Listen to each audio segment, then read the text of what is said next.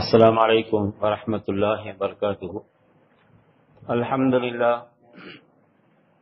لله رب العالمين، والصلاة والسلام على سيدنا محمد صلى الله عليه وسلم وآله وصحابه أجمعين، ما بعد.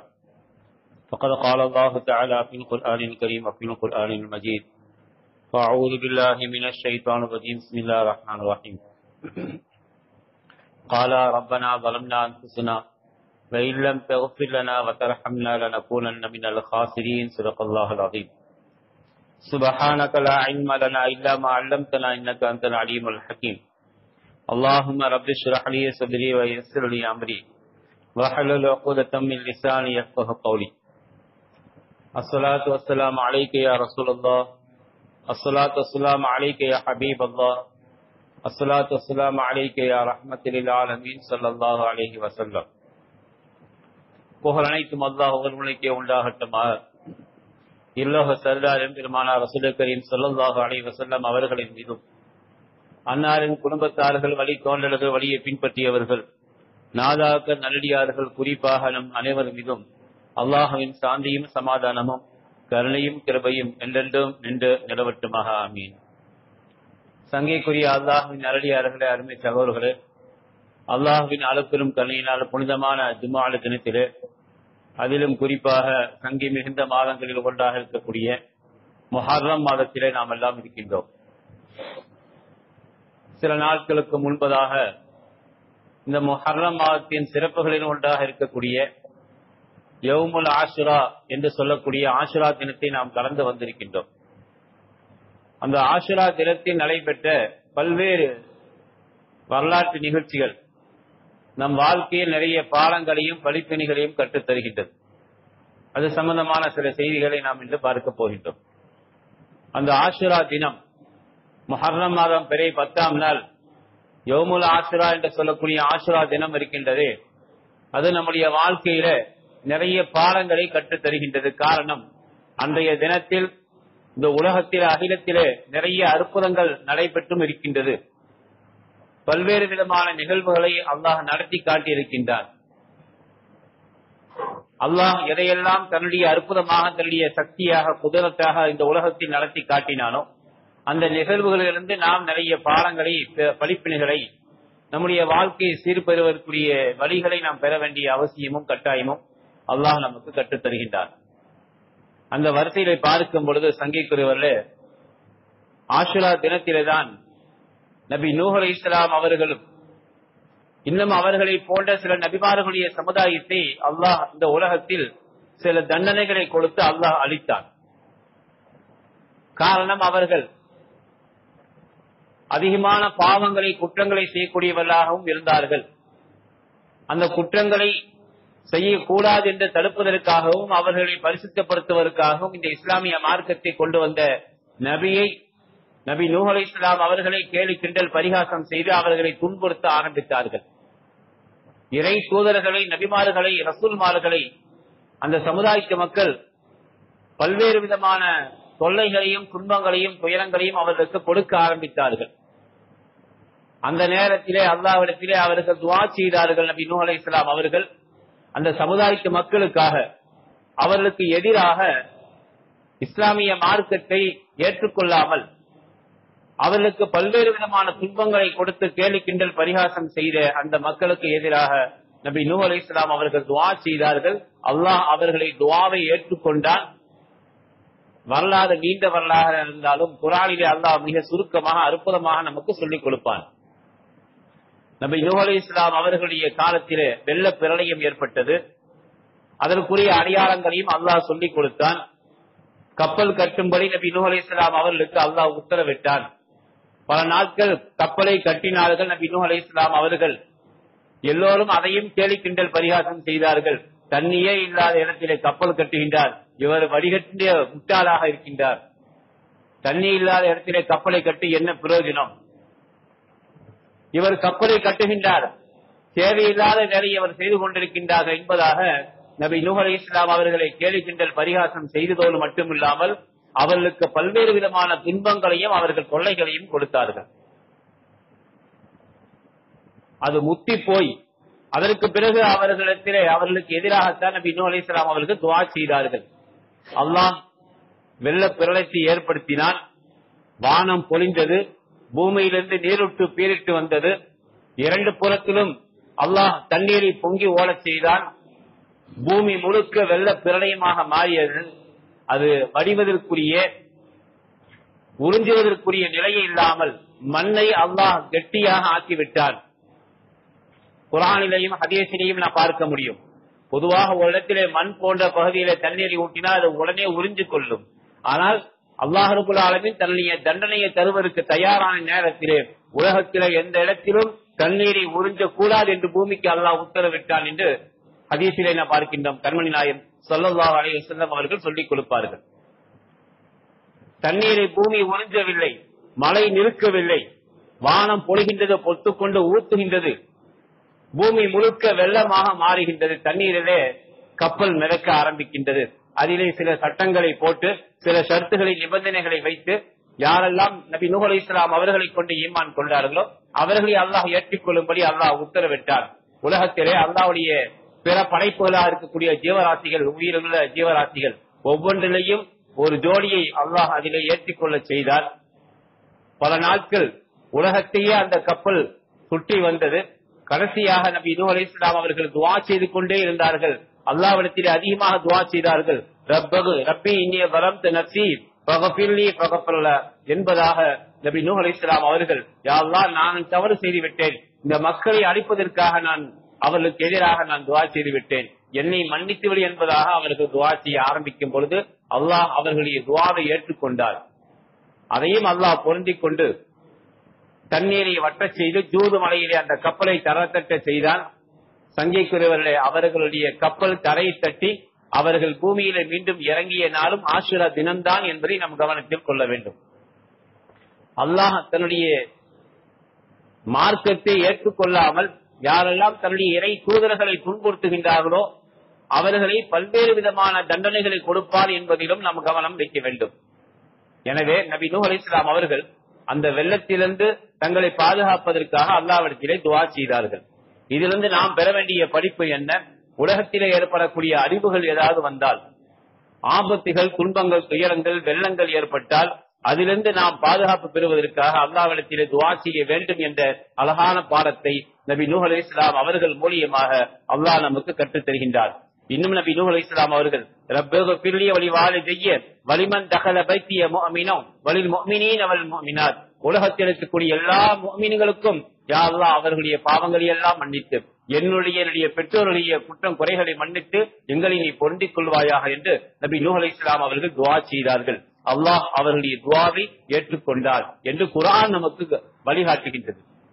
ஆக உலகத்திலே வெள்ள பிரளயம் ஏற்பட்டால் வெள்ளத்தின் மூலியமாக, தண்ணீரின் மூலியமாக நமக்கு ஆபத்துகள் வருகின்றது என்று சொன்னால் அதிலிருந்து நாம் அல்லாஹ்விடத்தில் தான் பாதுகாப்பு தேட வேண்டும் முதலில் என்பதை நமக்கு குர்ஆன் கற்றுத்தரக்கூடிய அற்புதமான ஒரு பாடம். இன்னும் இரண்டாவதாக நாம் பார்க்கும் பொழுது நபி இப்ராஹிம் அலைஹிஸ்ஸலாம் அவருடைய வாழ்க்கையிலே நாம் பார்க்கின்றோம். இப்ராஹிம் அலைஹிஸ்ஸலாமுடைய வாழ்க்கையிலே நிறைய வரலாற்று நிகழ்ச்சிகளை அல்லாஹ் குர்ஆனிலே பதிவு செய்வார்.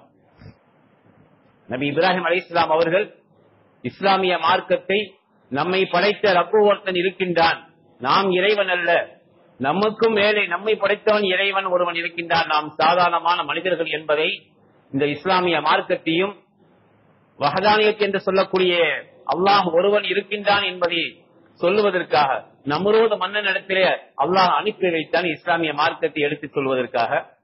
சென்று சொன்ன நேரத்திலே அவன் கேலி கிண்டல் பரிகாசம் செய்தான்.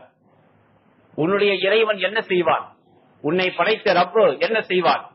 இப்ராஹிம் அலைஹிஸ்ஸலாம் அவர்கள் சொன்னார்கள், அவன் உருவாக்கவும் செய்வான், அழிக்கவும் செய்வான், உயிர் கொடுக்கவும் செய்வான், இறக்க வைக்கவும் செய்வான். பிறப்பையும் இறப்பையும் கொடுப்பவன் அல்லாஹ். அவன் ஒரு இரண்டு நபர்களை அழைத்து ஒருவனை நீ பிழைத்து போய் என்று சொன்னான், இன்னொருவனை வெட்டி வீழ்த்தினான். பார், நான் இரண்டையும் நான் செய்கின்றேன், நான் தான் ரப்பு என்று நம்ரூத் மன்னன் இப்ராஹிம் அலைஹிஸ்ஸலாம் அவர்களிடத்திலே வாதிட்டான். ஆனால் இப்ராஹிம் அலைஹிஸ்ஸலாம் அவர்கள் தாங்கள் கொண்ட கொள்கையிலே உறுதியோடு இருந்தார்கள். நெருப்பு குண்டத்திலே தூக்கி போடப்பட்டார்கள் என்ற வரலாறுகளை நாம் அடிக்கடி கேள்விப்பட்டிருப்போம். சங்கைக்குரியவர்களே, அந்த நெருப்பு குண்டத்திலே போடக்கூடிய நேரத்திலே எவ்வளவு மிகப்பெரிய நிகழ்வுகள் எல்லாம் நடந்தது என்று நாம் பார்க்கும் பொழுது உலகத்தில் இருக்கக்கூடிய வானம் பூமியில் இருக்கக்கூடிய மலக்குமார்கள் வேகம் வேகமாக விரைந்து இப்ராஹிம் அலைஹிஸ்ஸலாம் அவர்களை நோக்கி வருகை தந்தார்கள். அதில் ஜிப்ராயில் அலைஹிஸ்ஸலாம் வருகை தந்து சொன்னார்கள், நபியை நீங்கள் உத்தரவிடுங்கள், நீங்கள் என்ன சொன்னாலும் உங்களுக்கு செய்து கொடுப்பதற்கு அல்லாஹ் எங்களுக்கு உத்தரவு கொடுத்து விட்டால் நீங்கள் உத்தரவு கொடுங்கள், என்ன வேண்டுமானாலும் செய்யலாம். தண்ணீருடைய அதிபதியாக இருக்கக்கூடிய மீகாயில் அலைஹிஸ்ஸலாம், மலையை பொழிய செய்யக்கூடிய மீகாயில் அலைஹிஸ்ஸலாம் அவர்கள் வருகை தந்து சொன்னார்கள், நபி இப்ராஹிம் அலைஹிஸ்ஸலாம் அவர்களே, அல்லாஹ்வின் கலீல் அவர்களே, நண்பர் அவர்களே, நீங்கள் உத்தரவு கொடுங்கள், அனுமதி கொடுத்தால் வானத்திலிருந்து மலையை பொழிய செய்து இந்த தண்ணீரை நெருப்பை நான் அழைத்து விடுகின்றேன், நெருப்பு குண்டத்தை. வேண்டாம். காற்றின் அதிபதி வருகை தந்தார்கள். இஸ்ராஃபில் அலைஹிஸ்ஸலாம் காற்று வீச செய்து உங்களை எங்கேயோ கொண்டு போய் நான் சேர்த்து விடுகின்றேன் என்று சொல்ல வேண்டாம், அதெல்லாம் வேண்டாம். அல்லாஹ்வுடைய நிலை இப்படி இருந்தால், தக்தீர் அல்லாஹ் இப்படித்தான் எனக்கு நிர்ணயித்திருந்தால் அல்லாஹ்வே எனக்கு போதுமானவன் என்று அர்த்தம் வரக்கூடிய ஹஸ்பி அல்லாஹு வ நிஅமல் வக்கீல் என்ற வார்த்தை, இந்த தஸ்பீஹாத்தை நபி இப்ராஹிம் அலைஹிஸ்ஸலாம் அவர்கள் உலகத்திலே முதலாக ஓதியவர்கள். அந்த நேரத்திலே ஓத ஆரம்பிக்கின்றார்கள். நெருப்பு குண்டத்திலே தூக்கி போடக்கூடிய நேரத்திலே ஹஸ்பி அல்லாஹு வ நிஅமல் வக்கீல், குர்ஆனிலே ஹஸ்புனல்லாஹு வ நிஅமல் வக்கீல் என்றும் அல்லாஹ் பதிவு செய்கின்றான். இரண்டும் ஒரே அர்த்தம் மட்டும்தான். ஹஸ்பி அல்லாஹ் என்று சொன்னால் எனக்கு அல்லாஹ் போதுமானவன், ஹஸ்புன் அல்லாஹ் என்று சொன்னால் எங்களுக்கு அல்லாஹ் போதுமானவன், அவ்வளவுதான் வித்தியாசம். ஒருமை பன்மை இரண்டு விதமாகவும் நாம் ஓதலாம். ஹஸ்புனல்லாஹு வ நிஅமல் வக்கீல் என்றும் நாம் ஓதலாம், ஹஸ்பி அல்லாஹு வ நிஅமல் வக்கீல் என்றும் ஓதலாம். இந்த தஸ்பீஹாத்தை நபி இப்ராஹிம் அலைஹிஸ்ஸலாம் அவர்கள் ஓத ஓத அல்லாஹ் ரப்பல் ஆலமீன் அந்த நெருப்பு குண்டத்திலே தூக்கி போடக்கூடிய நேரத்திலே நெருப்புக்கு அல்லாஹ் உத்தரவிட்டான், குல் யா நாரு கூனி பர்தம் வ ஸலாமன் அலா இப்ராஹிம், இப்ராஹிம் என்னுடைய கலீல் உன்னிடத்திலே போடப்படுகின்றார், நெருப்பை நீ குளிர்ந்து விடு என்று, அவர்களுக்கு தெண்டலாக நீ மாறிவிடு என்பதாக அல்லாஹ் ரப்பல் ஆலமீன் அந்த நெருப்புக்கு அல்லாஹ் உத்தரவிட்டான். பர்தம் வ ஸலாமன், குளிர்ந்ததாக, நிம்மதியை தரக்கூடியதாக, சலாமத்தை, ராகத்தை, ஆரோக்கியத்தை தரக்கூடியதாக நீ மாறிவிடு என்று அல்லாஹ் உத்தரவிட்டான். அந்த நெருப்பு குளிர்ந்து போனது. ஆனால் உள்ளே இருக்கக்கூடிய நபி இப்ராஹிம் அலைஹிஸ்ஸலாம் அவர்களுக்கு எந்த விதமான ஆபத்துகளும் ஏற்படவில்லை. சுமார் 7 நாட்கள் தொடர்ந்து பூஞ்சோலையாக, தென்றல் காட்டை வீசக்கூடிய இடமாக அந்த இடத்தை அல்லாஹ் ஆக்கி கொடுத்தான் நபி இப்ராஹிம் அலைஹிஸ்ஸலாம் அவர்களுக்கு. ஆனால் வெளியிலே இருக்கக்கூடிய மக்கள் எல்லாம் அருகிலே நெருங்க முடியாத அளவிற்கு வெப்பத்தை அவர்கள் கண்டார்கள். அருகிலே ஏதாவது பறவைகள் பறந்து சென்றால் கருகி அது உள்ளே விழுந்துவிடும், அந்த அளவிற்கு நெருப்புடைய அந்த வெப்பத்துடைய தாக்கம் அதிகமாக இருந்தது. ஆனால் நபி இப்ராஹிம் அலைஹிஸ்ஸலாம் அவர்கள் நிம்மதியாக அந்த நெருப்பு குண்டத்திற்குள்ளே, பூஞ்சோலையாக மாற்றப்பட்ட அந்த நெருப்பு குண்டத்திற்குள்ளே 7 நாட்கள் அவர்கள் இருந்தார்கள். அவர்களுக்குள்ளே சென்று வரக்கூடிய பணிவிடை செய்வதற்காக ஒரு பெண்மணி, அந்த நம்ரூனுடைய அடிமை பெண், அவர்கள் அந்த நிகழ்வை உள்ளே அவர்கள் சந்தோஷமாக நிம்மதியாக நபி இப்ராஹிம் அலைஹிஸ்ஸலாம் அவர்கள் இருப்பதை கண்ட அந்த அடிமை பெண், இந்த இப்ராஹிம் யாரை ஈமான் கொண்டிருக்கின்றாரோ அந்த ரப்பை நான் ஈமான் கொள்கின்றேன் என்று அந்த அடிமை பெண் ஈமான் கொண்டால், அவளும் அல்லாஹ் ரப்பல் ஆலமீன் அந்த பெண்ணிற்கும் எவ்வளவு பெரிய பாக்கியத்தை கொடுத்தான். நெருப்பு குண்டத்திற்குள்ளே சென்று வந்தார்கள். ஆனால் அந்த நெருப்பு அவர்கள் அந்த அடிமை பெண்ணை எதுவும் செய்யவில்லை என்பதாக மார்க்கம் குர்ஆன் சொல்லி தருகின்றது. சங்கேக்குரியவர்களே, அல்லாஹ்வை முழுமையாக நாம் நம்பிக்கை கொண்டு ஈமான் கொண்டு நாம் ஏற்றுக்கொண்டால் அல்லாஹ் நமக்கு எல்லா விதத்திலும் பாதுகாப்பை தருவான் என்பதாக மார்க்கம் சொல்லித் தருகின்றது. நபி இப்ராஹிம் அலைஹிஸ்ஸலாம் அவர்களுக்கு எல்லா மலக்குமார்களும் உதவி செய்வதற்காக வருகை தந்தார்கள். என்னுடைய ரப்புல் ஆலமீன் என்னை பாதுகாப்பதற்கு என்றைக்கும் தயாராக இருப்பான், அவன் நினைத்தால் எதுவும் நடக்கும் என்பதாக உறுதியோடு நம்பிக்கையோடு நபி இப்ராஹிம் அலைஹிஸ்ஸலாம் அவர்கள் அல்லாஹ்விடத்திலே இந்த தஸ்பீஹாத்தை ஓதிக்கொண்டிருந்தார்கள். ஹஸ்பி அல்லாஹு வ நிஅமல் வக்கீல் என்ற தஸ்பீஹை ஓதிக்கொண்டே இருந்தார்கள். அல்லாஹ் நெருப்பிலிருந்து அவர்களுக்கு பாதுகாப்பை கொடுத்தான். சங்கேக்குரியவர்களே, இந்த நெருப்பு குண்டத்தின் வழியாக நமக்கு நிறைய பாடங்களை அல்லாஹ் கற்றுத் தருகின்றான். நம்முடைய வாழ்க்கையிலே நாம் உறுதியோடு நம்பிக்கை நம்முடைய உள்ளத்தில் இருக்க வேண்டும். எவ்வளவு கடுமையான சூழ்நிலை வந்தாலும், சிரமங்கள், சோதனைகள், கஷ்டங்கள் வந்தாலும் அதை விட்டும் நமக்கு பாதுகாப்பு கொடுக்கக்கூடியவன், நமக்கு நிம்மதியை, சந்தோஷத்தை கொடுக்கக்கூடியவன் உலகத்தில் யாருனாலும் முடியாது. நம்மை படைத்த ரப்பு கண்டிப்பாக நமக்கு உதவி செய்வான் என்ற நம்பிக்கை, தவக்குல் நம்முடைய உள்ளத்தில் இருந்தால் அல்லாஹ் ஏதாவது ஒரு வழியிலே எப்படியாவது நமக்கு கண்டிப்பாக உதவி செய்வான் என்பதிலே சந்தேகமில்லை. கண்மணி நாயகம் ஸல்லல்லாஹு அலைஹி வஸல்லம் அவர்கள் இன்னும் சொல்லித் தருகின்றார்கள். நபி இப்ராஹிம் அலைஹிஸ்ஸலாம் அவர்களுடைய அந்த தவளையை பற்றி வரக்கூடிய நேரத்திலே பெருமானார் ஸல்லல்லாஹு அலைஹி வஸல்லம் அவர்கள் சொன்னார்கள், அனஸ் இப்னு மாலிக் ரலியல்லாஹு அன்ஹு அவர்கள் அறிவிக்கக்கூடிய ஹதீஸை பார்க்கின்றோம். சில உயிரினங்களை கொல்லக்கூடாது, சில உயிரினங்களை கொல்ல வேண்டும் என்று பெருமானார் சொன்ன ஹதீஸிலே பார்க்கும் பொழுது தவளையை நீங்கள் கொல்ல வேண்டாம் என்பதாக பெருமானார் ஸல்லல்லாஹு அலைஹி வஸல்லம் அவர்கள் சொல்லிவிட்டு சொன்னார்கள். காரணம், தவளை உலகத்திலேயே மற்ற பிராணிகளிலேயே, உலகத்தில் வாழுகின்ற தரைவாழ் பிராணிகளிலேயே அல்லாஹ்வை அதிகமாக திக்ர் செய்யக்கூடிய பிராணி தவளை என்பதாக பெருமானார் ஸல்லல்லாஹு அலைஹி வஸல்லம் அவர்கள் சொல்லிக் கொடுத்துள்ளார்கள். இன்னும் ஹதீஸிலே பார்க்கின்றோம், பெருமானார் சொல்கின்றார்கள், நெருப்பு குண்டத்தை அதிகமாக்குவதற்காக நெருப்பை அதிகமாக்கி கொண்டிருக்கக்கூடிய அந்த நேரத்திலே நபி இப்ராஹிம் அலைஹிஸ்ஸலாம் அவர்கள் போலப்படுவதற்கு முன்னால் நெருப்பை தயார் செய்யப்பட்டதல்லவா, அந்த நெருப்பை அணைப்பதற்காக தவளை தன்னுடைய உடம்பிலே தண்ணீரை நனைத்து தெளித்தது. தவளையின் தண்ணீரால் அந்த நெருப்பு ஒன்றும் அணைந்து விடாது. ஆனால் ஒரு சிறு முயற்சி, அல்லாஹுடைய கலீலை, அல்லாஹுடைய நபியை, ரசூலை பாதுகாப்பதற்காக தன்னால் என்ற ஒரு முயற்சியை, சிறு முயற்சியை அந்த தவளை செய்தது, தண்ணீரை தெளித்தது. எனவே நீங்கள் தவளையை கொல்லாதீர்கள் என்று பெருமானார் ஸல்லல்லாஹு அலைஹி வஸல்லம் அவர்கள் சொல்லிக் கொடுக்கின்றார்கள். அடுத்ததாக நான் பார்க்கக்கூடிய நேரத்திலே சங்கீதத்திலுள்ள இன்னொரு விஷயத்தையும் பெருமானார் சொல்கின்றார்கள். அந்த நெருப்பு குண்டத்தை எரிப்பதற்காக, போடுவதற்காக விறகு சுமக்கக்கூடிய விஷயத்திலே கழுதை மிக தீவிரமாக இருந்தது. அதிகமான விறகுகளை சுமப்பதற்காக முயற்சிகளை மேற்கொண்ட காரணத்தினால் அல்லாஹ் ரப்பல் ஆலமீன் மற்ற உயிரினங்களிலே இருக்கக்கூடிய பரக்கத்தை, அபிவிருத்தியை, பெருக்கத்தை, இனப்பெருக்கத்தை கழுதையில் அல்லாஹ் குறைத்து வைத்திருக்கின்றார். இன்றைக்கு நாம் கழுதையை பார்க்கவே முடிவதில்லை. கழுதையின் பெருக்கம் குறைந்து போவதற்குரிய காரணம், தன்னுடைய நபியை அவர் அந்த விறகு எரிப்பதற்காக, நெருப்பு குண்டத்தில் போடுவதற்காக அது முயற்சி செய்தது. அதே போல இன்னொரு பிராணியை பற்றி பெருமானார் ஸல்லல்லாஹு அலைஹி வஸல்லம் அவர்கள் சொல்கின்றார்கள், நபி இப்ராஹிம் அலைஹிஸ்ஸலாம் அவருடைய நெருப்பு குண்டத்தை அதிகமாக்குவதற்காக ஒரு பிராணி ஊதி விட்டது, தன்னுடைய வாயில காற்றை ஊதியது. எனவே அந்த பிராணியை பார்த்த உடனே நீங்கள் அடித்துக் கொண்டால், ஒரே அடிகள் அடித்துக் கொண்டால் 100 நன்மைகள் என்று பெருமானார் ஸல்லல்லாஹு அலைஹி வஸல்லம் அவர்கள் சொன்னார்கள். பள்ளியை கண்டால் நீங்கள் உடனே அடியுங்கள். பள்ளியை கண்டால், பள்ளி அந்த நெருப்பை ஊதியது அதிகமாவதற்காக, பள்ளி ஊதிய காரணத்தினால் நெருப்பு ஒன்றும் அதிகமாகிவிட போவதில்லை. ஆனால் ஒரு நபியை அந்த தீக்குண்டத்தை அதிகமாக்குவதற்காக ஒரு சிறு முயற்சியை, தீமைக்காக அந்த பள்ளி செய்தது. எனவே நீங்கள் பள்ளியை ஒரே அடியில் அடித்துக் கொண்டால் உங்களுக்கு 100 நன்மைகள் என்று பெருமானார் ஸல்லல்லாஹு அலைஹி வஸல்லம் அவர்கள் சொல்லிவிட்டு அடுத்து சொன்னார்கள். காபாவிற்குள்ளே, ஹரமுடைய எல்லைக்குள்ளே ஒரு சின்ன செடி இருந்தாலும் அதை பிடுங்கக்கூடாது. ஹரமுடைய எல்லையின், காபாவுடைய எல்லைக்குள்ளே, ஹரம் என்று சொல்லுவார்கள் குறிப்பிட்ட எல்லை பகுதி, அந்த எல்லை பகுதிக்குள்ளே எஹராம் அணிந்து விட்டால் ஒரு சிறு பிராணியை கூட கொல்லக்கூடாது. உயிருள்ள பிராணி என்பது மட்டுமல்ல, மாறாக ஒரு செடி இருக்கிறது என்று சொன்னால் அந்த செடியை பிடுங்க கூட கூடாது.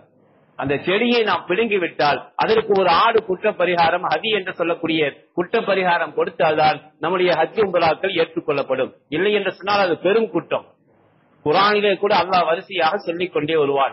எஹராமுடைய நிலையிலே, ஹரமுடைய எல்லைக்குள்ளே நீங்கள் எந்த பிராணியும் தொடக்கூடாது, கொல்லக்கூடாது என்பதாக அல்லாஹ் சொல்லுவான் குர்ஆனிலே. சங்கீதத்திலே பெருமானார் ஸல்லல்லாஹு அலைஹி வஸல்லம் அவர்கள் சொல்லுகின்றார்கள், காபாவிற்குள் பள்ளியை கண்டாலும் கொன்றொழியுங்கள் என்று சொல்லியிருக்கின்றார்கள். ஆக இவ்வளவு கடுமையான வார்த்தைகளை பெருமானார் எந்த சந்தர்ப்பத்திலும் எந்த சூழ்நிலையிலும் பயன்படுத்தியதாக நாம் பார்க்க முடியாது. காரணம், கண்மணி நாயகம் ஸல்லல்லாஹு அலைஹி வஸல்லம் அவர்களுடைய முன்னோர்கள் நபி இப்ராஹிம் அலைஹிஸ்ஸலாம் அவர்களுக்கும் நமக்கும் நிறைய தொடர்புகள், சங்கிலி தொடராக அல்லாஹ் வைத்திருக்கின்றார். பெருமானார் அடிக்கடி சொல்லுவார்கள், என்னுடைய தந்தை நபி இப்ராஹிம் அலைஹிஸ்ஸலாம் என்றுதான் அவர்கள் அடிக்கடி சொல்லுவார்கள். இப்ராஹிம் அலைஹிஸ்ஸலாம் அவர்களுடைய நிறைய சுன்னத்தான வழிமுறைகள் இன்றைக்கு நம்முடைய உம்மத்திலே அல்லாஹ் கடமையாக்கி வைத்திருக்கின்றார். ஹஜ் உம்ராக்கு செல்லக்கூடியவர்கள் இப்ராஹிம் அலைஹிஸ்ஸலாம் அவர்களும் அவருடைய குடும்பத்தார்களும் செய்த அந்த தியாகங்களை முன்வைத்து, அவர்கள் செய்த இயற்கையாக தங்களுடைய தேவைக்காக அவர்கள் எதை செய்தார்களோ அதை நம்மீது அல்லாஹ் கடமையாக்கி இருக்கின்றான் என்பதை நாம் குர்ஆனிலேயும் ஹதீஸிலேயும் பார்க்க முடிகின்றது. ஆக சங்கீதத்திலே இப்படி நமக்கும் இப்ராஹிம் அலைஹிஸ்ஸலாம் அவர்களுக்கும் நிறைய தொடர்புகளை அல்லாஹ் வைத்திருக்கின்றார். இன்னொரு வரலாறை நபி இப்ராஹிம் அலைஹிஸ்ஸலாம் அவர்களுடைய வாழ்க்கையிலே நாம் பார்க்கலாம். இப்ராஹிம் அலைஹிஸ்ஸலாம் அவர்களும் அவருடைய அருமை மனைவியார் சாரா அலைஹிஸ்ஸலாம் அவர்களும் தன்னுடைய ஊரிலிருந்து வேறொரு ஊருக்கு ஹிஜ்ரத் செய்து செல்லக்கூடிய நேரத்திலே சாத்தோ என்று சொல்லக்கூடிய காமுக அரசனிடம் சிக்கினார்கள். எந்த பெண்ணை கண்டாலும் அவன் அபகரித்து அவரிடத்திலே வலுக்கட்டாயமாக தவறாக நடந்து கொள்ளக்கூடியவன். ஆனால் அதே சமயத்திலே சகோதரிகளாக இருந்தால், அண்ணன் தங்கைகளாக இருந்தால் அவர்களை அவன் விட்டுவிடுவான். கணவன் மனைவியாக இருந்தால் மனைவியிடத்திலே தவறாக நடந்து கொள்வான். அந்த நேரத்திலே நபி இப்ராஹிம் அலைஹிஸ்ஸலாம் அவர்கள் சாரா அலைஹிஸ்ஸலாம் அழகு வாய்ந்த மிக மிக பேரழகு பெற்றவர்களாக சாரா அலைஹிஸ்ஸலாம் அவர்கள் இருந்தார்கள். அவர்களை அழைத்து செல்லும் பொழுது அவரிடத்திலே சிக்கிக் கொள்கின்றார்கள். அவரிடத்திலே தவறாக நடந்து கொள்வதற்கு அந்த சாத்தூ என்ற அரசன் முயற்சி செய்கின்றான். சாரா அலைஹிஸ்ஸலாம் அவர்கள் அல்லாஹ்விடத்திலே துஆ செய்கின்றார்கள், யா அல்லாஹ், என்னை இந்த அரசனிடமிருந்து, தீய அரசனிடமிருந்து என்னை பாதுகாப்பது உன்னுடைய பொறுப்பு என்று அல்லாஹ்விடத்திலே துஆ செய்தார்கள். நெருங்கி வரக்கூடிய நேரத்திலே அவன் கை கால்கள் சூம்பி போய்விடுகின்றது. மன்னிப்பு கேட்கின்றார். என்னை நீங்கள் மன்னித்து விடுங்கள் என்று அன்னையிடத்திலே மன்னிப்பு கேட்டு அவர்கள் மன்னிக்க அவனுடைய கை கால்கள் சரியாகின்றது. ஆனால் மீண்டும் நெருங்கும் நேரத்திலே அல்லாஹ் மீண்டும் கை கால்களை சூம்ப வைத்தார். 3 தடவைகள் இப்படி ஆன பிறகு அவன் விளங்கிக் கொண்டான், இவர்கள் எந்த காலத்திலும் நாம் தொழ முடியாது, இவர்கள் பரிசுத்தமானவர்கள் என்று விளங்கிக் கொண்ட அந்த மன்னன் தன்னுடைய அடிமை பெண்களிலிருந்து ஒரு பெண்ணை இப்ராஹிம் அலைஹிஸ்ஸலாம் அவர்களுக்கு அன்பளிப்பாக கிப்டாக அல்லாஹ் கொடுத்து அனுப்பினார். அந்த அடிமை பெண்ணை கிப்டாக அடிமை பெண்ணின் தளத்திலிருந்து அவர்களை விடுதலையாக்கி அந்த பெண்ணையே நபி இப்ராஹிம் அலைஹிஸ்ஸலாம் அவர்களுக்கு மனம் அளித்துக் கொடுத்தான். இன்றைக்கு வரலாற்றிலே மிக முக்கியமான இடத்தை இருக்கக்கூடிய அன்னை ஹாஜர் அலைஹிஸ்ஸலாம் அவர்கள் தான் அந்த அடிமை பெண்ணாக இருந்தவர்கள். அந்த சாத்தூ என்ற மன்னன் ஹாஜர் அலைஹிஸ்ஸலாம் அவர்களை விடுதலை கொடுத்து அவர்களை தானே அவன் நேரடியாக நின்று தலைமை ஏற்று இப்ராஹிம் அலைஹிஸ்ஸலாம் அவர்களுக்கு 2வது திருமணமாக அவன் செய்து கொடுத்தான். அவர்கள் மூலியமாக இன்றைக்கு உலகத்திலே சமுதாயம் பெருகி இருப்பதை நாம் பார்க்க முடிகின்றது. இன்றைய ஹஜ்ஜுடைய அமல்கள் எல்லாம் யாரின் மூலியமாக உருவாக இருக்கின்றது? ஹாஜர் அலைஹிஸ்ஸலாம் அவர்கள் மூலியமாகவும் அவர்களுடைய அன்பு மகனார் நபி இஸ்மாயில் அலைஹிஸ்ஸலாம் அவர்கள் மூலியமாகவும் இன்றைக்கு உலகத்திலே எல்லா விதமான சட்டங்களும் ஹஜ் உம்ராக்களிலே கடமையாக்கப்பட்டுள்ளதை நாம் கவனத்தில் கொள்ள வேண்டும். சங்கீக்குரியவர்களே, இப்படி நிறைய பாடங்களையும் படிப்பினைகளையும் நபி இப்ராஹிம் அலைஹிஸ்ஸலாம் அவருடைய வாழ்க்கையிலே நாம் பார்க்க முடிகின்றது. அதற்கு அடுத்ததாக நாம் பார்க்கும்பொழுது நபி மூசா அலைஹிஸ்ஸலாம் அவர்களுடைய வாழ்க்கை. மூசா அலைஹிஸ்ஸலாம் அவருடைய வாழ்க்கையிலே எண்ணற்ற நிகழ்வுகள், ஒன்றல்ல இரண்டல்ல, நிறைய பாடங்களை அல்லாஹ் நமக்கு கற்றுத் தருகின்றார். அதிலே ஒன்று, மூசா அலைஹிஸ்ஸலாம் அவர்கள் அல்லாஹ்விடத்திலே தூர் சீனா மலைக்கு பேசுவதற்காக சென்றார்கள். அங்கே சென்று அல்லாஹ்விடத்திலே நேரடியாக பேசி தௌராத் என்ற வேதத்தை அவர்கள் வாங்கிக் கொண்டு வந்தார்கள் என்ற வரலாறு நமக்கு தெரியும். அந்த வரலாறுகளுடைய தொடர்ச்சியிலே மூசா அலைஹிஸ்ஸலாம் அவர்கள் அல்லாஹ்விடத்திலே சென்று பேசக்கூடிய நேரத்திலே செல்லும் வழியிலே இப்லீஸ் ஷைத்தான் அவர்களை கண்டு ஒரு செய்தியை சொல்லி அனுப்பினான் என்பதாகவும் கண்மணி நாயகம் ஸல்லல்லாஹு அலைஹி வஸல்லம் அவர்கள் நமக்கு சொல்லுவார்கள். இப்லீஸ் சில செய்திகளை சொல்லி மூசா அலைஹிஸ்ஸலாம் அவர்களிடத்திலே சொல்லுவார், இத்தனை காலம் நான் அல்லாஹ்வுடைய கோபத்திற்கு ஆளாகி தண்டனைக்கு ஆளாகி நான் மிகுந்த சிரமத்திலே கஷ்டத்திலே அல்லாஹ்வுடைய தண்டனையை அனுபவித்துக் கொண்டிருக்கின்றேன். இப்பொழுதாவது நான் மனம் திரும்பி வாழலாம் என்று நான் நினைக்கின்றேன். அல்லாஹ்வுடைய கோபத்திலிருந்து என்னை பாதுகாத்துக் கொள்ள வேண்டும் என்று எனக்கு ஆசை ஏற்படுகின்றது. எனவே நீங்கள் அல்லாஹ்விடத்திலே பேசுவதற்காக செல்கின்றீர்கள், அல்லாஹ்விடத்திலே என்னை பற்றி சொல்லி எனக்கு மன்னிப்பு கேட்டு வாங்கி வாருங்கள், என்னை அல்லாஹ் மன்னிக்க வேண்டும் என்று நீங்கள் அல்லாஹ்விடத்திலே கேட்டுவிட்டு வாருங்கள் என்று சொல்லி அனுப்புவார். மூசா அலைஹிஸ்ஸலாம் அவர்கள் செல்லுவார்கள், அல்லாஹ்விடத்திலே பேசுவார்கள், பல மணி நேரங்கள் அல்லாஹ்விடத்திலே பேசுவார்கள், தௌராத் வேதத்தை பெறுவார்கள். அந்த பெறக்கூடிய நேரங்களிலே சில செய்திகளை நாம் குர்ஆனிலே பார்க்கின்றோம். நபி மூசா அலைஹிஸ்ஸலாம் அவர்களை ஃபிரௌன் என்ற மன்னனிடத்திலே போய் இந்த இஸ்லாமிய மார்க்கத்தை எடுத்துச் சொல்வதற்காக அல்லாஹ் அனுப்பக்கூடிய நேரத்திலே, ரசூலாக நபியாக ஆக்கி அனுப்பக்கூடிய நேரத்திலே நபி மூசா அலைஹிஸ்ஸலாம் அவர்கள் சில துஆக்களை செய்தார்கள். அல்லாஹ் குர்ஆனிலே அதை நமக்கு பதிவு செய்து கொடுக்கின்றான். தாஹா என்ற சூராவிலே 2வது ருக்குவிலே அல்லாஹ் 2வது பக்கத்திலே அல்லாஹ் சொல்லுவான், قال رب اشرح لي صدري ويسر لي امري واحلل عقدة من لساني ويفقهوا قولي என்று வரிசையாக நபி மூசா அலைஹிஸ்ஸலாம் அவர்கள் அல்லாஹ்விடத்திலே கேட்ட துஆவை அவர்கள் அல்லாஹ் பதிவு செய்து கொடுப்பார்.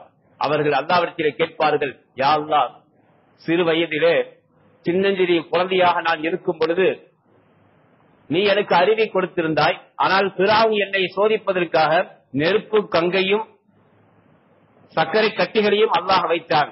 நான் நெருப்பு கங்கை எடுத்து என்னுடைய நாவிலே போல நீ செய்தாய். அதன் காரணமாக என்னுடைய நாக்கிலே கொன்னல் ஏற்பட்டு விட்டது, முடிச்சு ஏற்பட்டு விட்டது. எனவே நான் பேசக்கூடிய வார்த்தைகள் மற்றவர்களுக்கு விளங்காது, உடனுக்குடனே தெளிவாக விளங்காது. எனவே அந்த முடிச்சை நீ அவிழ்க்க வேண்டும். நான் இப்ப போய் சேர்றது யாரிடத்திலே? தன்னையே ரப்பு என்று சொல்லக்கூடிய ஃபிரௌனிடத்திலே போய் நான் இந்த இஸ்லாமிய மார்க்கத்தை சொல்வதற்காக நீ என்னை அனுப்புகின்றாய்.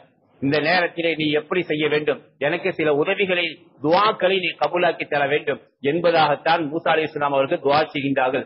ரப்பி ஷ்ரஹ் லி ஸத்ரி, யா அல்லாஹ், என்னுடைய நெஞ்சத்தை உறுதியாக்கி அதை விசாலமாக்கி கொடு, என்னுடைய உள்ளத்தை விசாலமாக்கி கொடு. உள்ளத்திலே நிறைய நல்ல செய்திகள் எல்லாம் எனக்கு வர வேண்டும். என்னுடைய உள்ளம் திடமாக இருக்க வேண்டும், தைரியமாக இருக்க வேண்டும். என்னுடைய உள்ளம் பலவீனமான உள்ளமாக இருக்கின்றது, தைரியம் இல்லை. பிறவனத்திலேதான் நான் வளர்ந்து வந்திருக்கின்றேன். அவனை பார்த்தால் எனக்கு உள்ளத்திலே ஒரு விதமான பயம் ஏற்படும். எனவே நீ என்ன செய், என்னுடைய உள்ளத்திலே உறுதியை கொடுத்து, திடத்தை கொடுத்து, என்னுடைய உள்ளத்தை நீ விசாலமாக்கி கொடு. ரப்பி ஷ்ரஹ் லி ஸத்ரி வ யஸ்ஸிர் லி அம்ரி. இரண்டாவதாக மூசா அலைஹிஸ்ஸலாம் அவர்கள் கேட்கின்றார்கள், என்னுடைய காரியங்களை எனக்கு நீ லேசாக்கி கொடு. நான் எந்த காரியங்களில் கை வைத்தாலும் அது எனக்கு லேசாகி விட வேண்டும். அதிலே கஷ்டங்கள், சிரமங்கள் இருக்கக்கூடாது. சில காரியங்களிலே நாம் கை வைத்தால் அது உருப்படவே செய்யாது என்று சொல்லுவார்கள். சில காரியங்கள் நமக்கு வெற்றியை பெற்றுத் தரும், சில காரியங்கள் நஷ்டத்தை ஏற்படுத்தி கொடுக்கும். அந்த நேரங்களிலே நாம் இந்த துஆவை ஓதிக்கொள்ள வேண்டும் என்று குர்ஆன் நமக்கு கற்றுத் தருகின்றது. அவர்கள் துஆ செய்தார்கள்,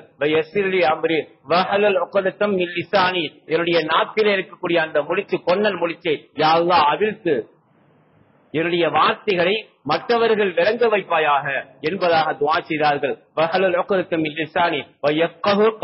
என்னுடைய வார்த்தைகளை, நான் பேசக்கூடிய சொற்களை எல்லாம் மக்கள் விளங்கிக் கொள்ள வேண்டும் உடனுக்குடனாக. நான் சொல்லக்கூடிய இஸ்லாமிய மார்க்கத்தை அந்த பிரான் நல்ல முறையில விளங்கிக் கொள்ள வேண்டும் என்று துஆ செய்துவிட்டு, யா அல்லாஹ் எனக்கு ஒரு துணையை நீ ஏற்படுத்திக் கொடு, ஒரு துணையை எனக்கு ஏற்படுத்திக் கொடு. நான் தனியா போய் சொல்வது எனக்கு பயமாக இருக்கின்றது, தனியா செல்ல முடியாது. எனவே எனக்கு ஒரு துணையை, நல்ல நண்பனை நீ கொடு. அந்த நண்பர் யாராக இருக்க வேண்டும்? என்னுடைய சகோதரர், என்னுடைய சிறிய தாயின் சகோதரர், மகனாக இருக்கக்கூடிய என்னுடைய அருமை சகோதரர் ஹாரூனாக நீ ஆக்கி கொடுத்தால் நன்றாக இருக்கும் என்று நபி மூசா அலைஹிஸ்ஸலாம் அவர்கள் அல்லாஹ்விடத்திலே துஆ செய்கின்றார்கள். சங்கைக்குரியவர்களே, அவர்கள் கேட்டதையெல்லாம் அல்லாஹ் கொடுத்தான். அவருடைய உள்ளத்திலே அல்லாஹ் தைரியத்தை கொடுத்தான், உள்ளத்தை விசாலமாக்கி கொடுத்தான். அவருடைய நாவில் இருக்கக்கூடிய கொன்னல் முடிச்சு அல்லாஹ் அவிழ்த்து விட்டான். அதே சமயத்திலே உலகத்திலேயே இன்னொரு நபர் கேட்டு ஒருத்தரை நபியாக அல்லாஹ் ஆக்கியிருக்கின்றான் என்று சொன்னால் அது நபி மூசா அலைஹிஸ்ஸலாம் அவருடைய சகோதரர் ஹாரூன் அலைஹிஸ்ஸலாம் அவர்கள் தான் என்பதாக பெருமானார் ஸல்லல்லாஹு அலைஹி வஸல்லம் அவர்கள் சொல்லுவார்கள். உலகத்திலே யாரும் நபியாக அனுப்பப்பட்டவர்கள் யாரும் மற்றவர்கள் கேட்டு அனுப்பப்பட்டவர்கள் அல்ல, அல்லாஹ்வினால் தேர்ந்தெடுக்கப்பட்டவர்கள் மட்டுமே தவிர உலகத்திலே சாதாரணமாக மனிதர்களாக இருக்கக்கூடியவர்கள் கேட்டு இவரை நபியாக ஆக்கு என்றெல்லாம் யாரும் கேட்க முடியாது, கேட்டு யாருக்கும் கொடுக்கவில்லை இவர்களை தவிர. மூசா அலைஹிஸ்ஸலாம் அவர்கள் அல்லாஹ்விடத்தில் கேட்டார்கள், என்னுடைய சகோதரர் ஹாரூனை எனக்கு நீ துணையாக ஆக்கிக் கொடு. அல்லாஹ் என்ன செய்தார்? சாதாரணமாக துணையாக அனுப்பவில்லை, இவரையும் நீ நபியாக நான் ஆக்குகின்றேன் என்று சொல்லி 2 பேரும் சேர்ந்து சென்று, நீங்கள் மூசா அலைஹிஸ்ஸலாம் அவர்களும் ஹாரூன் அலைஹிஸ்ஸலாம் அவர்களும் ஆகிய நீங்கள் இருவரும் சென்று பிரானிடத்திலே இந்த இஸ்லாமிய மார்க்கத்தை எடுத்துச் செல்லுங்கள் என்று அல்லாஹ் அனுப்பி வைத்தான் என்று வரலாறு சொல்லி காட்டுகின்றது. சங்கீக்குருவலே, இதிலே நமக்கு நிறைய பாடங்களை நமக்கு மார்க்கம் கற்றுத் தருகின்றது.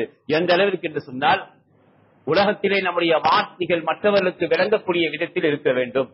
அப்படி ஏதாவது சிறு சிறு பிரச்சனைகள் இருந்தால் இந்த துஆவை நாம் அதிகமாக ஓதிக்கொண்டே வர வேண்டும். ரப்பி ஷ்ரஹ் லி ஸத்ரி வ யஸ்ஸிர் லி அம்ரி வஹ்லுல் உக்தத்தம் மின் லிசானி வ யஃப்கஹு கௌலி என்ற இந்த துஆவுடைய வார்த்தைகளை நாம் அதிகமாக ஓதிக்கொண்டே வந்தால், நம்முடைய குழந்தைகளுக்கு நாம் கற்றுக் கொடுத்து ஓத வைத்தால் மார்க்கத்திலே அவர்கள் சிறந்து விளங்குவார்கள்.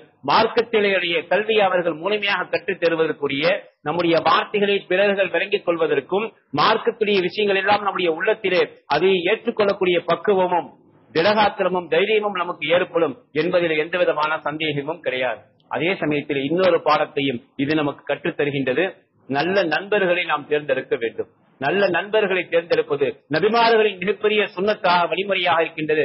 எல்லா நபிமார்களும் தங்களுக்கு அற்புதமான நண்பர்களை பெற்றுத் தரும்படி அல்லாஹ்விடத்திலே துஆ செய்துள்ளார்கள். அதிலே ஒன்றுதான் நபி மூசா அலைஹிஸ்ஸலாம் அவர்கள், எனக்கு அருமையான ஒரு நண்பரை, தோழரை நீ ஏற்படுத்திக் கொடு அல்லாஹ் என்று கேட்டார்கள். அல்லாஹ் ஹாரூன் அலைஹிஸ்ஸலாம் அவர்களை நபியாக ஆக்கி நண்பராக அல்லாஹ் கூட அனுப்பி வைத்தார். எனவே உலகத்திலே நாம் வாழும் காலகட்டங்களிலே நல்ல நண்பர்களை, நல்ல நட்புகளை நாம் தேடிக்கொள்ள வேண்டும். அதை அல்லாஹ்விடத்திலே நாம் கேட்க வேண்டும். யா அல்லாஹ், நன்மையை தூண்டக்கூடிய நண்பர்களாக என்னுடைய நண்பர்களை நீ ஆக்கி வைப்பாயாக என்று நாம் அடிக்கடி துஆ செய்ய கடமைப்பட்டவர்களாக இருக்கின்றோம். இன்னும் இது போன்ற எத்தனையோ பாடங்களை, படிப்பினைகளை நம்முடைய ஆஷுரா தினம் நமக்கு கற்றுத் தருகின்றது. இன்ஷா அல்லாஹ் வரக்கூடிய வாரங்களில் இன்னும் விரிவாக பார்க்கலாம். எதை கேட்கின்றோமோ அதை நம்முடைய வாழ்க்கையில் அமல் செய்யக்கூடிய நல்ல நசீபை அல்லாஹ் நம் எல்லோருக்கும் தந்தல் புரிவானாக. உலகத்தில் வாழும் காலமெல்லாம் வல்லோன் அல்லாஹ்வை அஞ்சி வாழக்கூடியவர்களாக கண்மணி நாயகம் ஸல்லல்லாஹு அலைஹி வஸல்லம் அவர்கள் மீது அளவு கடந்த பிரியமும் பாசமும் வைத்து அதிகமாக ஸலவாத்துகளை ஓதி பெருமானாருடைய பிரியத்தையும் ஷஃபாஅத்தையும் நெருக்கத்தையும் ஈருலகத்திலும் பெரும் நல் பாக்கியத்தை அல்லாஹ் நம் எல்லோருக்கும் தந்தல் புரிவானாக.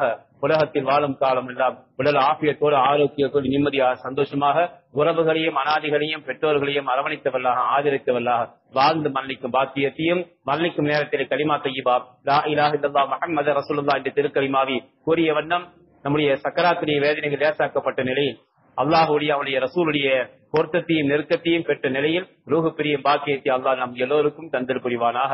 உலகத்தில் வாழும் காலமெல்லாம் நாம் நிம்மதியாக சந்தோஷமாக கடன் இல்லாமல் பிறரிடம் கையேந்தாமல் கவலை இல்லாமல் வாழ்ந்து மன்னிக்கும் பாக்கியத்தையும் மருத்துவமனை சோதனைகள் சிரமங்கள் கஷ்டங்களிலிருந்தும் வானம் பூமி உலகத்தின் எல்லா திசையிலிருந்தும் நம்மை நோக்கி வரக்கூடிய எல்லா விதமான ஆபத்துகள் துன்பங்கள் துயரங்களிலிருந்தும் பலா முசீபத்திலிருந்தும் அல்லாஹ் முழுமையான பாதுகாப்பை தந்தல் புரிவானாக.